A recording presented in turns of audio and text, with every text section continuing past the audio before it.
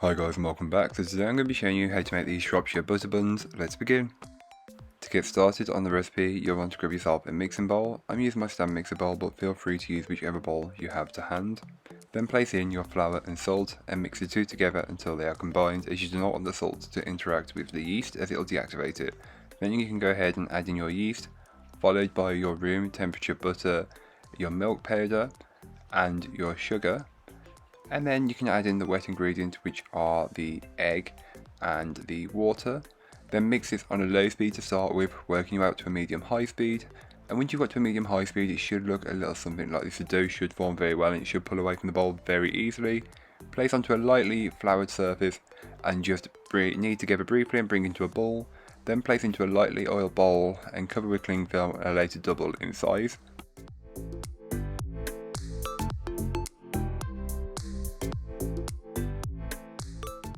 So while your dough is proving, you can go ahead and make the filling for the Shropshire butter buns. Simply grab yourself a mixing bowl and place in your room temperature butter, the ground almonds and your brown sugar. Then mix together until it's fully incorporated and should be smooth, or as smooth as possible. It will have a granular texture due to the sugar and the almonds. Once combined, you can then go ahead and scrape the bowl, and this is just to incorporate any bits that may not have been fully worked in from earlier on. I do recommend placing it into a piping bag, as this will make it much easier later on. So here is what the dough looks like once it's doubled in size. This is what mine looked like, so this was around about 45 minutes to an hour mark. After that time, you can then remove it from the bowl and knock it back, and this is just a process of removing the gases that have built up in the dough during the first proof. Then you can go ahead and start to scale the dough, and really you need to scale it at around about the 60 gram mark for each ball of dough, and you'll want 4 for each buttered bun. So just keep that in mind. Scale all your dough, ensuring you keep it cling filmed at all times so the dough doesn't skin over. Then roll the dough out until it's around 4 inches around, so it's a pretty decent sized circle, give or take.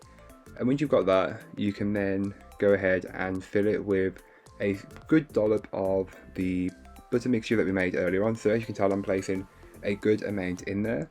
Then you just want to ultimately fold it in half and seal it around the edge, and then do that again. So you might need to flatten the filling down a little bit, but then just fold it over again and you should have what looks like one part of a 4-leaf clover. Repeat the process until you have none left. Then place onto a tray, leaving a gap in between, as these do prove up and they will batch together, and that's what you want to do. So don't place them too close together. On a standard baking tray, I got 2 on there, but feel free to use individual baking tins or trays if you want to. Cover with cling film and leave somewhere warm to double in size. It shouldn't really double in size, it should just proof up so they're batched or a little bit more touching. Once they're looking like this, you can then go ahead and egg wash them. This will just help make them colour and it will add a bit of flavour, but nothing major. So egg wash them, then place them into the oven and bake them off. All that information will be on the blog post, which will be linked down below, so don't forget to check it out if you are interested.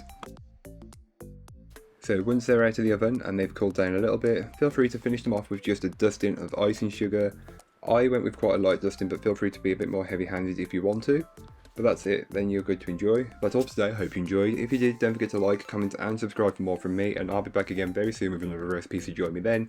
In the meanwhile, don't forget to check out the description, there'll be a link to this recipe, a link to my blog, and links to all of my social medias. But that's all for today, I hope you enjoyed. Bye guys.